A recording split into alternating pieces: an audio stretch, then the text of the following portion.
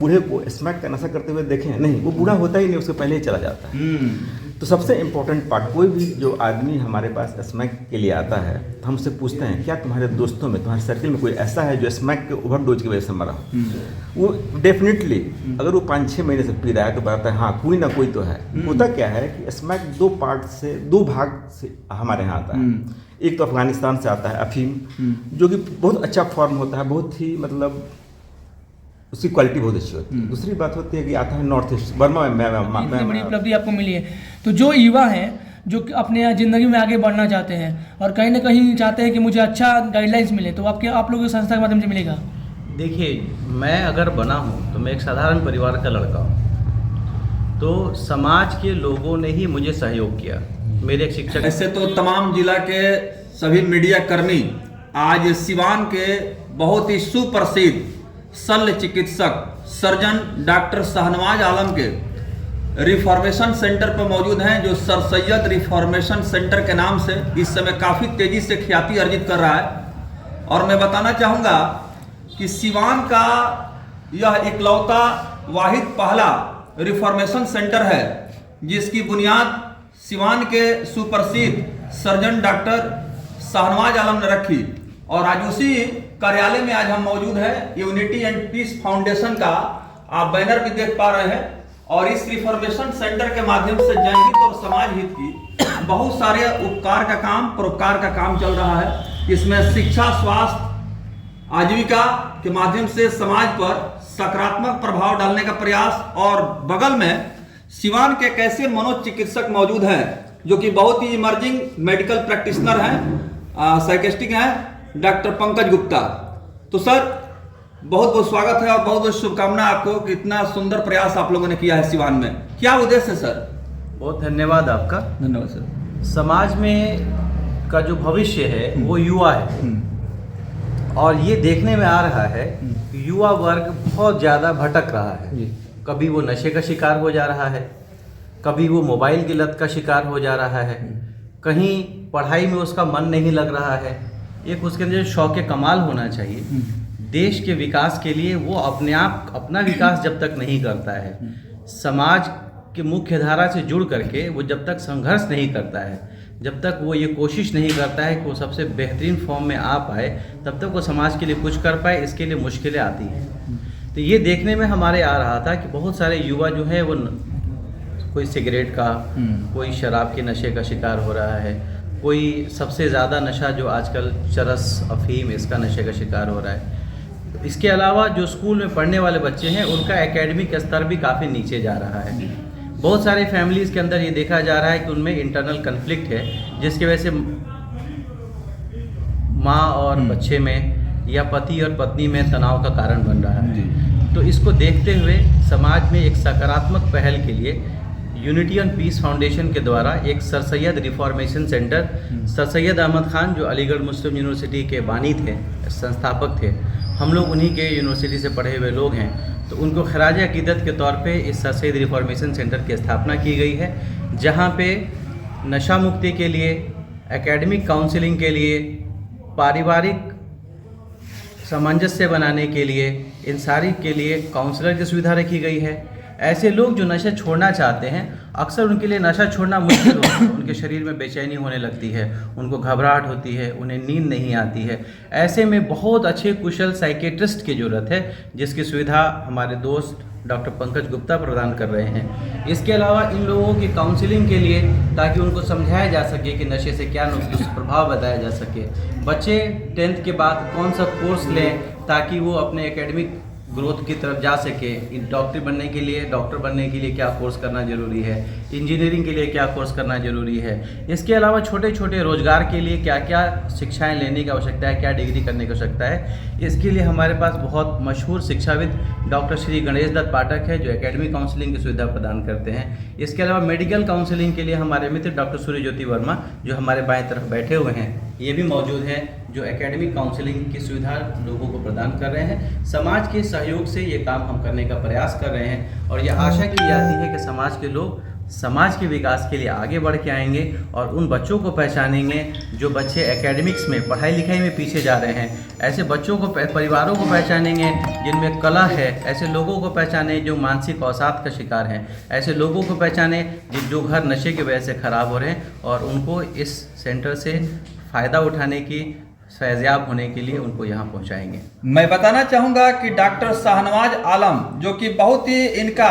Daily schedule busy है, व्यस्त है, दैनिक जीवनचर्या, लेकिन उसके बावजूद समय और निकाल करके समाज के लिए हमेशा ये सदैव तत्पर रहे हैं और एक सेवा समर्पण के साथ, सेवा भाव से जनमानस के कल्याण उत्थान के लिए सोचते हैं। और यही वजह है कि आज इनका एक प्रयास लोगों के बीच चर्चा का विषय बना हुआ है और इस प्रयास को लोगों के द्वारा काफ़ी सराहा जा रहा है। डॉक्टर साहब ने नशा मुक्त समाज बनाने का एक बीड़ा उठाया है और समाज में नशा की वजह से बहुत सारी बुराइयां और समस्याएं पैदा हो रही है।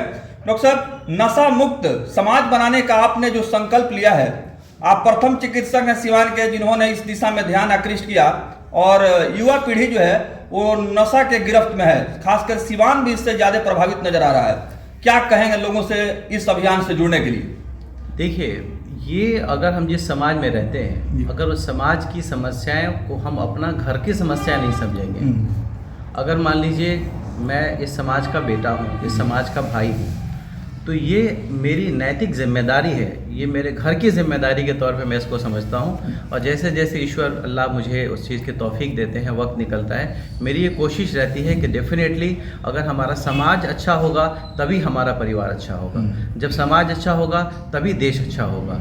जब तक लोग संस्कारित नहीं होंगे, लोग नशे की गिरफ्त से दूर नहीं रहेंगे, बच्चे पढ़ाई पे विशेष ध्यान नहीं देंगे, जब तक परिवार के अंदर अच्छे संस्कार नहीं मिलेंगे, एक विकसित भारत का जो सपना है, एक जो मजबूत देश की परिकल्पना है, उसको हासिल कर पाना मुश्किल काम है। ऐसे तो बहुत सारे विधायक, सांसद, जनप्रतिनिधि, उनके द्वारा भी इस तरह का जनहित और समाज हित की कोई चिंता नहीं की गई, कोई ना जन जागरण अभियान चलाया गया, ना समाज के सुधार के लिए कोई इस प्रकार का कोई कार्यालय का शुभारंभ हुआ।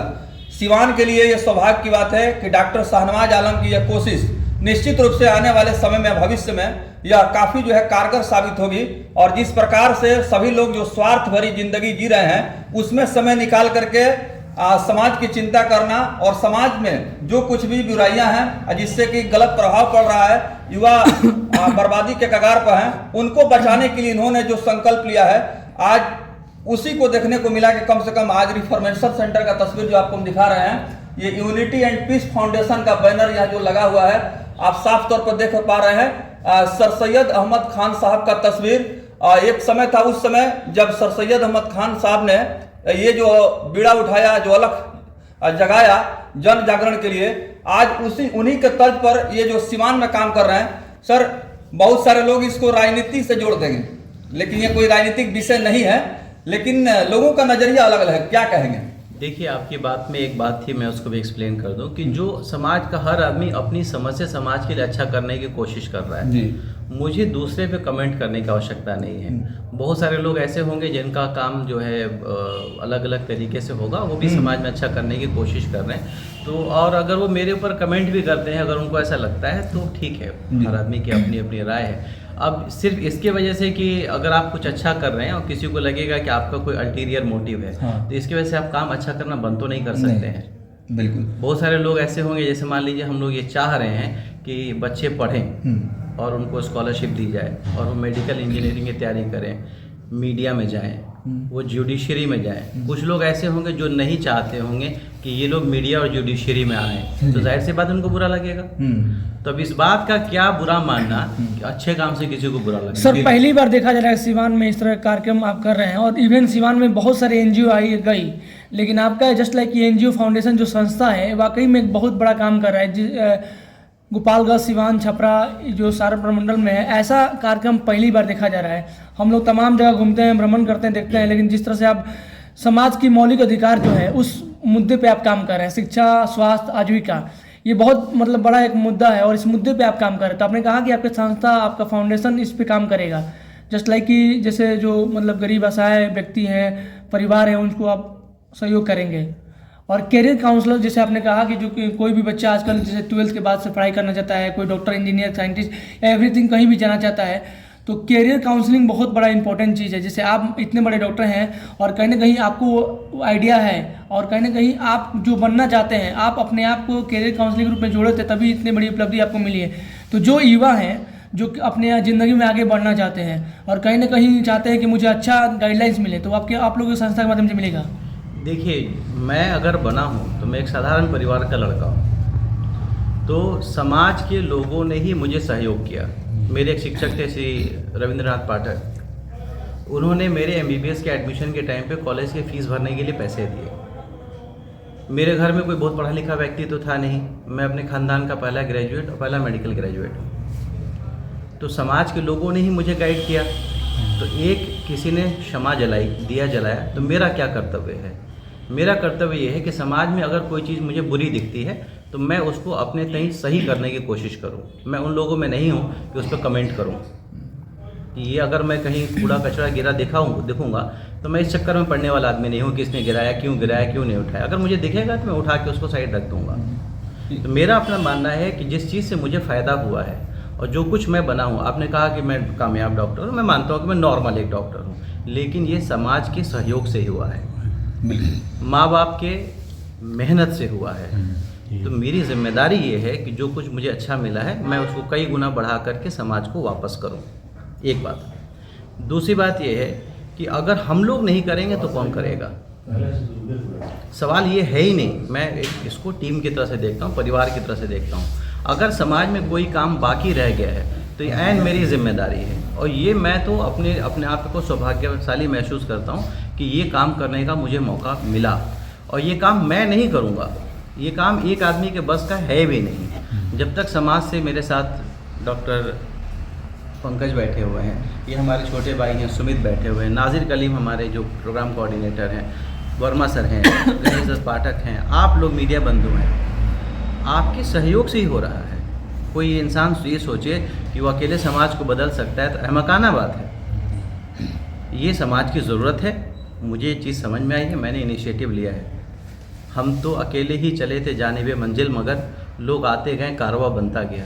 ये समाज पे इसका प्रभाव तभी पड़ेगा जब लोग इससे जुड़ेंगे और ये 3-4 चीज़ों पे कोशिश करेंगे। पहली कोशिश ये होनी चाहिए कि बच्चे के पढ़ाई लिखाई की उत्तम विश्व स्तरीय सुविधा मिलनी चाहिए। मैं खुद सरकारी स्कूल से पढ़ा हूँ, मैं क्यों सरकारी स्कूल को गाली दूँ? अगर बच्चे को सही गाइड किया जाए तो सरकारी स्कूल से पढ़ के लोग DM बनते हैं, IAS बनते हैं, साइंटिस्ट बनते हैं। मैं भी डॉक्टर बना, एक छोटा सा डॉक्टर बना। दूसरा प्रयास करने की आवश्यकता है कि बच्चे नशे से दूर रहें, क्योंकि बच्चा अगर नशे के गिरफ्त में आ गया, मोबाइल का ही नशा अगर उसको हो गया, लोग समझते हैं कि नशा मतलब शराब पीना नशा है। अरे जनाब, उससे ज़्यादा नशा मोबाइल का नशा आज के डेट में हो गया है। यहाँ वहाँ वक्त बर्बाद करना एक नशे के शक्ल में आ गया। हम इंटरनेट पे दिन भर लोग बैठे हुए निरहुआ के गाने सुन रहे हैं। ये समय बर्बाद करना एक नशा हो गया है। जो लोग रोजगार की तरफ जा रहे हैं, तो परिवार में कैसे सामंजस्य हो, अगर वो नहीं पढ़े तो कम से कम अपने बच्चों को पढ़ाने पे ध्यान दें। तो ये एक मैं इसको एक प्रोग्राम की शक्ल में नहीं देखता, ये एक जागने का प्रोसेस है जिसमें पूरे समाज को जागना होगा। ये देश विकसित तभी बनेगा, ये देश समाज विश्व को गुरु तभी बनेगा जब लोग जागेंगे और हर आदमी अपने बच्चे के लिए, अपने परिवार के लिए, अपने समाज के लिए सोचना शुरू करेगा। बिल्कुल। तभी आप सुन रहे थे डॉक्टर शाहनवाज आलम मीडिया कर्मियों को संबोधित कर रहे थे और सर सैयद रिफॉर्मेशन सेंटर की विशेषताएं क्या हैं, उद्देश्य क्या है, इस पर प्रकाश डाल रहे थे। और विद्यार्थियों के लिए भी ये सुनहरा अवसर है, गोल्डन अपॉर्चुनिटी है। बहुत सारे ऐसे विद्यार्थी हैं जो सही मार्गदर्शन नहीं मिलने के कारण वो रास्ता भटक जाते थे। अब उनको किसी भी प्रकार का कोई मार्गदर्शन लेना है तो यहाँ विशेषज्ञ विद्वान हस्तियां मौजूद हैं और सर सैयद रिफॉर्मेशन सेंटर में आकर के वो अपना काउंसलिंग करा सकते हैं। निश्चित रूप से उनके समस्याओं का बहुत ही सहजता से समाधान होगा और जीवन के हर क्षेत्र में आगे बढ़ने में यह सेंटर उनको काफी मदद करेगा। सर, एडिक्शन पर हम लोग बात कर रहे थे, अभी डॉक्टर शाहनवाज आलम जो एडिक्शन है उस पर बात कर रहे थे, नशा, और आप मनोचिकित्सक हैं, इसके विशेषज्ञ डॉक्टर हैं। डॉक्टर साहब ने कहा कि नशा मुक्त समाज का निर्माण करना है, इसी से समाज में शांति आएगा, खुशहाली आएगा। क्या कहेंगे सर इस प्रयास को? पहला विषय है युवा। इसके चपेट में जो है 12 से लेकर 18 साल के बच्चे आ रहे हैं। जो पढ़ने का उम्र होता है 8वां 9वां 10वां 11वां 12वां ज़िंदगी का सबसे महत्वपूर्ण टाइम होता है। और इस समय लोग भाग जा रहे हैं, ये भागने का भी उम्र होता है क्योंकि यहाँ पे बहुत सारे हार्मोनल चेंजेस होते हैं। तो युवा जो देश का भविष्य है, दुनिया का भविष्य है, और उसमें सबसे मुख्य जो विषय है मोबाइल एडिक्शन और स्मैक जो है चारों तरफ फैला पड़ा हुआ है।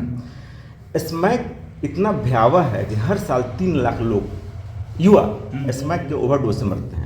आप किसी बूढ़े को स्मैक का नशा करते हुए देखें नहीं, वो बूढ़ा होता ही नहीं, उसके पहले ही चला जाता है। तो सबसे इम्पोर्टेंट पार्ट, कोई भी जो आदमी हमारे पास स्मैक के लिए आता है तो हमसे पूछते हैं क्या तुम्हारे दोस्तों में, तुम्हारे सर्किल में कोई ऐसा है जो स्मैक के ओवरडोज की वजह से मरा हो। वो डेफिनेटली अगर वो 5-6 महीने से पी रहा है तो बताता है हाँ कोई ना कोई तो है। होता क्या है कि स्मैक 2 भाग से हमारे यहाँ आता है। एक तो अफगानिस्तान से आता है अफीम, जो कि बहुत अच्छा फॉर्म होता है, बहुत ही मतलब उसकी क्वालिटी बहुत अच्छी होती है। दूसरी बात होती है कि आता है नॉर्थ ईस्ट बर्मा म्यांमार से। तो ये जो होता है थोड़ा सा लो क्लास का होता है। अब हमारे यहाँ जो स्मैक आता है वो ओरिजिनल फॉर्म का 25% होता है और 75% उसमें मिलावटी सामान होता है। दिक्कत क्या होती है कि कोई भी वैसा सामान जो स्मैक जैसा दिखता है वो उसमें मिक्स कर देते हैं। तो इससे परेशानी क्या होती है कि स्मैक से किसी को मिर्गी नहीं आता है, लेकिन क्या होता है कि वो जो जहरीला पदार्थ साथ में मिला कुछ भी मिला सकते हैं वो, तो उसकी वजह से मिर्गी आता है। अब क्या होता है वो पाउडर जैसा कुछ होता है। स्मैक हम लोग 2 फॉर्म में लेते हैं। एक तो क्या होता है स्नॉटिंग, इससे क्या होता है उसको खींचते हैं, फॉइल्स के नीचे आग जला देते हैं और उसके धुआं को खींचते हैं। दूसरा क्या होता है कि उसको पानी में डाल दिया और उसको इंजेक्शन के रूप में ले लिया, तो जो इम्प्यूरिटीज़ है वो डायरेक्ट आप पे अटैक करती है। बहुत सारे लोग होते हैं उसी इम्प्यूरिटीज़ की वजह से उनका डेथ होता है। अब क्या होता है कि एक बार आप इसके चंगुल में आ गए तो ये आपको छोड़ेगा नहीं। हाँ, ब्रेन में इतना चेंजेस ला देता है कि आप चाहते हो इसको नहीं छोड़ सकते हैं। इसका कारण क्या होता है कि 2 तरह का डिपेंडेंस होता है, एक फिजिकल डिपेंडेंस होता है, एक साइकोलॉजिकल डिपेंडेंस होता है। साइकोलॉजिकल डिपेंडेंस तो काउंसलिंग के थ्रू आप डील कर लेंगे, लेकिन फिजिकल डिपेंडेंस इतना भयावह होता है। देखिए स्मैक क्या होता है, हीरोइन कितना खूबसूरत टर्म है। हीरोइन से क्या बनता है, दर्द की दवा। तो दर्द की दवा, तो जब भी आदमी स्मैक छोड़ेगा तो उसके शरीर में इतना बोन ब्रेकिंग पेन होता है कि वो चाहते हुए भी नहीं तो उसको छोड़ पाएगा। दूसरी बात, इससे किसी की दवा बनती है, खांसी की दवा बनती है। तो जैसे वो स्मैक छोड़ेगा खांसी शुरू हो जाती है, इतनी जोरदार खांसी जिसको कंट्रोल नहीं कर सकते। तीसरी बात, इससे डायरिया की दवा बनती है। तो होता क्या है कि जैसे वो स्मैक छोड़ेगा नाक से पानी, आँख से पानी, मुंह से पानी, स्पर्म बाहर निकल जाता है, ऐसे ही बार बार पेशाब आता है। उसके बाद क्या होता है, डोपामिन का लेवल ये बढ़ा देता है। तो उसको कोई भी आदमी जो स्मैक ले रहा होता है वो अपने आप में अंबानी है। जब वो, क्योंकि उससे सारी चिंताओं को वो दूर कर देता है, तो अपने आप में अंबानी है। जैसे वो स्मैक छोड़ता है तो दुनिया का सबसे बड़ा भिखारी है। तो उस तरह पागलों जैसे हरकत करने लगेगा, मारेगा, भागेगा, कुछ भी कर सकता है। दूसरी बात क्या होती है कि ये लोग जो है पहले शुरुआत में अपने माँ बाप को ब्लैकमेल करते हैं और पैसा लेके जाते हैं। सेकेंड जो चीज़ क्या होता है कि जब वहाँ से उनको घर वालों कुछ ऐसा भनक लग जाता है कि पार्टिकुलर टाइम में जाता है, कुछ उसका व्यवहार कुछ चेंज होता है तो पैसा वैसा देना बंद कर देते हैं, क्योंकि घर का सामान चोरी करता है। थर्ड स्टेज में क्या होता है कि वो बाहर का सामान चोरी करता है। इसमें कई बार कानूनी प्रक्रिया में फंस जाते हैं घर वाले, और वो भी देखिए सबसे बड़ा टेक्निक, अब जो नया प्रॉब्लम जो स्टार्ट हुआ है यहाँ पे स्टार्ट हुआ है कि अगर आप 4 ग्राहक जोड़ लिए तो 5 आपको जो है स्मैक फ्री मिलना शुरू हो जाएगा। तो ये बहुत अच्छा उपाय है कि 4 आदमी को आप आर्डर डाल दीजिए और आपको रोज फ्री मिलना शुरू हो जाएगा। तो इससे समाज को निकालना बहुत ही डिफिकल्ट है, और सर ने बहुत बड़ा इनिशिएटिव लिया है, इनको सलाम है कि बस यही है कि टिके रहे इस पे। ये जो है इनके बाकी सब कार्यक्रम से बहुत ऊपर है। चलिए, ये जन जागरण और जागरूकता का विषय आप सभी को कैसा लगा? बिहार संदेश न्यूज के फेसबुक पर सिवान के सुप्रसिद्ध सर्जन डॉक्टर शहनवाज आलम, जिनके इस प्रशंसनीय और विश्वसनीय प्रयास से समाज सुधार के क्षेत्र में जिस प्रकार से आम जनमानस का भी प्रोत्साहन और सहयोग प्राप्त हो रहा है, आने वाले समय में देखना होगा कि जो प्रयास डॉक्टर साहब ने किया है इससे समाज में किस प्रकार की जागृति आएगी। और ये उम्मीद करके चला जाए कि जो अभी तक का सर का प्रयास है यह सफल रहा है। यह कार्यक्रम और यह अभियान भी, चूंकि ये इनका व्यक्तिगत अभियान नहीं है, ये सामूहिक सहयोग का विषय है, और परस्पर सहयोग और सहभागिता के माध्यम से ही एक बहुत बड़ा क्रांतिकारी परिवर्तन देखने को मिलेगा सिवान में।